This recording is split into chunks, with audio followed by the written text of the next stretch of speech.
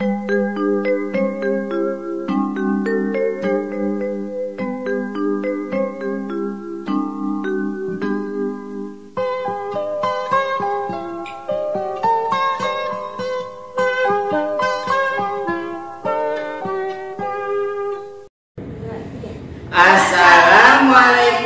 warahmatullahi wabarakatuh. Selamat pagi anak-anak. Pada pagi hari ini kembali lagi bersama dengan Saya Pak Riki. saya Bu Nuri Dan saya Bu Resti. Kami akan membimbing kalian pembelajaran dalam jaringan daring. Setiap pagi kita harus Semangat! tepuk semangat. Semangat! Semangat! Sebelum belajar kita berdoa dulu yuk. Mari bersama-sama mengucapkan basmalah. Bismillahirrahmanirrahim. Setelah berdoa, mari kita simak pepatah berikut. Utlubul ilma walau bisin, kejarlah ilmu walau di negeri Cina. Jarrib walahis takun arifan. Cobalah dan perhatikanlah, niscaya kau akan tahu. Ijhad wala taksab wala taku ghafilan fanadamatul uqba lima yatakasa. Bersungguh-sungguhlah kita, jangan malas, karena kalau malas akibatnya akan menyesal. Selamat menyaksikan video pembelajaran hari ini. Assalamualaikum warahmatullahi wabarakatuh. Alhamdulillah, anak-anakku sekalian, sehat semuanya ya? Alhamdulillah. Gimana? Insya Allah kalian dapat memahami pelajaran sebelum-sebelumnya ya. Kita tetap bersabar, insya Allah wabah ini segera berlalu ya. Segera berlalu. Dan kita sementara ini pembelajaran dalam jaringan. Ya, oke. Baik, sekarang alhamdulillah nih anak-anak, kita sudah masuk tema 2, subtema 3, pembelajaran 2, bermain di sekitar sekolah. Are you ready semua? Oke. Baik anak-anakku sekalian dirahmati Allah Subhanahu wa taala. Ingat, tujuan pembelajaran kali ini adalah mengamati wujud benda, menaati tata tertib berpakaian di sekolah, dan mengetahui alat dan bahan untuk menggambar. Kalau kita sudah mengetahui tujuan pembelajaran, pastinya kita sudah mengetahui juga akan mengetahui target pembelajaran kita. Yuk kita mulai ya sayang ya. Bismillahirrahmanirrahim. Baik, sekarang silahkan dibuka buku tematiknya halaman 108. Sudah ketemu halaman 108? Oke, baik. Kalau sudah ketemu, sebelumnya kita tepuk semangat dulu ya. Tepuk semangat. Semangat. Baik anak-anak sekalian, teks mengamati air sabun. Perhatikan di layar ini. Oke, perhatikan. Ana mengamati air sabun. Nah, air sabun bisa dibuat menjadi gelembung-gelembung air.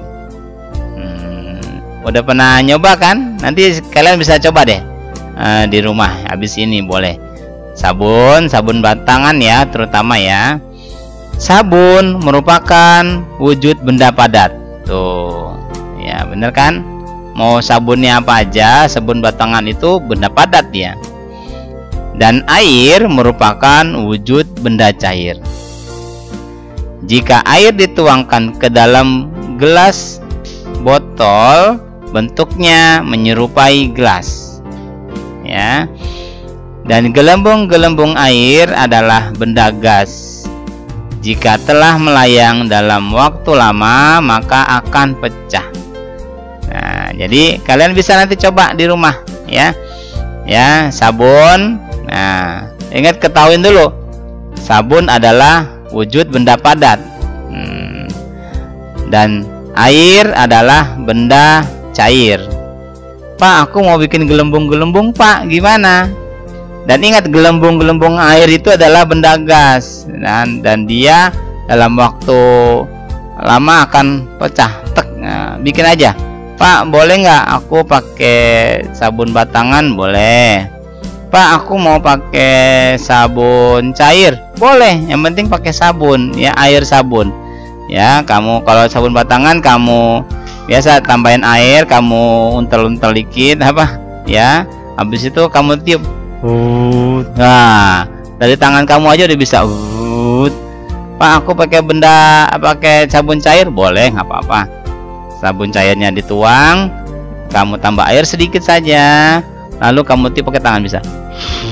Nah, akan keluar gelembung air tersebut. Oke, bisa ya. Selamat mencoba anak-anak. Oke, untuk pembelajaran berikutnya akan disampaikan oleh Bu Nuri.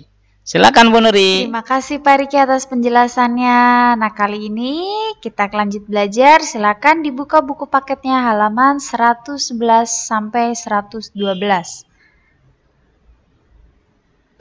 Sudah? Baik. Dalam halaman 111 ya, kita akan belajar mengenai tata tertib di sekolah.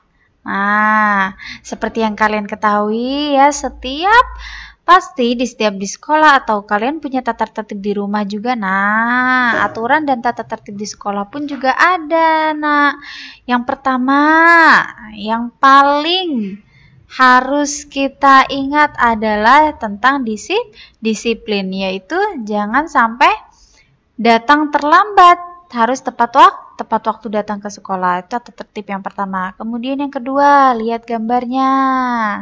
Lihat gambarnya ini. Ketika bertemu dengan Bapak Ibu guru, kita harus bersalaman, memberi salam. Tapi lagi pandemi seperti ini, cukup seperti ini ya, bisa. Tapi tata tertib di sekolah yang berlaku biasanya itu ya, yang berlaku setiap hari adalah ketika bertemu Bapak Ibu guru, kita harus memberikan salam, kemudian mencium tangan Bapak Ibu guru. Kemudian tata tertib di sekolah yang ketiga, apalagi? Nah, ketika ada Bapak Ibu guru yang sedang menjelaskan pelajaran, tuh lihat gambar ini. Mereka semua mendengarkan dengan baik dan benar. Tuh, lihat tuh, tidak ada yang mengobrol, tidak ada yang bermain dengan teman-temannya.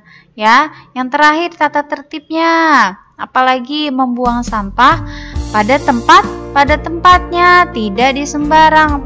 Kadang ada yang membuang sampah di laci, ada yang membuang sampah di kantin tapi tidak buang sampah pada tempatnya. Nah, itu berarti dia tidak menaati tata tertib di sekolah. Nah, kemudian yang terakhir tata tertib di sekolah itu apa?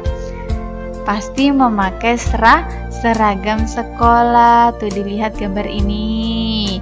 Yang perempuannya, lihat, wajib memakai kerudung atau jilbab. Nah, ini tata tertib di sekolah ya, anak-anak. Kemudian selanjutnya ada tata tertib berpakaian di sekolah. Yang pertama yang harus diperhatikan adalah berpakaian rapi. Tuh, kalian harus berpakaian rapi, memakai dasi, memakai topi ketika hari Senin ya. Kemudian yang kedua, anak perempuan wajib menggunakan jilbab ya, sudah wajib pasti ini ya, karena perempuan itu auratnya apa? Seluruh badan kecuali muka dan telapak tangan. Berarti rambut itu termasuk aurat, harus ditutup. Maka dari itu anak perempuan yang sekolah di SD Al-Amanah wajib menggunakan kerudung atau jilbab ya. Kemudian yang ketiga, tata tertib berpakaian, memakai atribut seragam sekolah. Atributnya apa saja? Topi ya, kemudian dasi, kemudian ada logo Al-Amanahnya di seragam sekolahnya ya, itu atribut seragam sekolah. Biasanya kalau kalian setelah upacara di hari Senin tidak menggunakan topi, tidak menggunakan dasi, atau tidak menggunakan sabuk ya atau gesper, pasti dihukumkan Nah, karena kalian tidak menaati tata tertib berpakaian di sekolah. Kemudian yang keempat, memakai kaos kaki putih. Itu sudah pasti setiap hari anak sekolah itu harus menggunakan kaos kaki putih. Yang terakhir, memakai sepatu hitam. Sudah pasti kalau kalian tidak menggunakan sepatu hitam berarti tidak saat berada di sekolah ya. Kalau kalian sedang sekolah itu wajib menggunakan sepatu hitam, kaos kaki putih. Baik, mudah ya. Kalian pasti bisa. Nah, kecuali kalau ada anak yang misalkan tidak berpakaian rapi, tidak lengkap atribut sekolahnya, itu termasuk dia menaati tata tertib berpakaian di sekolah tidak? Tidak. Ya. Baik. Selanjutnya akan dijelaskan oleh Bu Resti. Silakan Bu Resti. Terima kasih Bu Nuri atas penjelasannya. Nah, sebelum Bu Resti menjelaskan, dibuka dulu buku paketnya halaman 119. Sudah? Oke. Di halaman 119 kita akan belajar alat dan bahan yang digunakan untuk menggambar atau yang dibutuhkan untuk menggambar. Nah, ada alat dan bahan serta fungsi dari alat tersebut. Yang pertama, yang kamu butuhkan biasanya adalah pensil. Nah, pensil ini berfungsi untuk menggambar sebuah sketsa gambar yang kamu inginkan. Nah, itu biasanya menggunakan pensil. Kenapa menggunakan pensil? Tidak menggunakan pulpen atau spidol. Kenapa? Karena pensil mudah dihapus. Jadi kalau misalkan kamu salah, gampang dibersihkannya, dihapus ya. Lalu yang kedua, penggaris. Nah, penggaris ini berfungsi untuk membuat gambar lebih rapi. Nah, kalau kamu ingin menggambar membutuhkan garis lurus, nah itu kelihatan lebih rapi kalau menggunakan penggaris. Yang ketiga, yaitu buku gambar. Nah, buku gambar ini berfungsi untuk mencurahkan ide-ide, pikiran atau imajinasi kamu. Misalkan kamu ingin menggambar sesuatu sesuai dengan imajinasi kamu tuangkan semua ide-ide yang ada di otak kamu, di pikiran kamu di dalam buku gambar ya. Lalu yang keempat, cat air. Cat air ini berfungsi untuk mengecat kertas jenis cat air. Nah, untuk mengecat kertas, mengecat kertasnya itu menggunakan cat air. Nah, kenapa harus dicat sih gambar kita? Agar lebih menarik, agar lebih bagus, agar lebih berwarna. Nah, untuk meratakan cat air dibutuhkan yang namanya kuas. Nah, kuas ini berfungsi untuk meratakan cat. Nah, agar catnya itu keseluruhan dan bagus, maka harus diratakan menggunakan kuas ya. Gitu ya. Paham ya nak ya?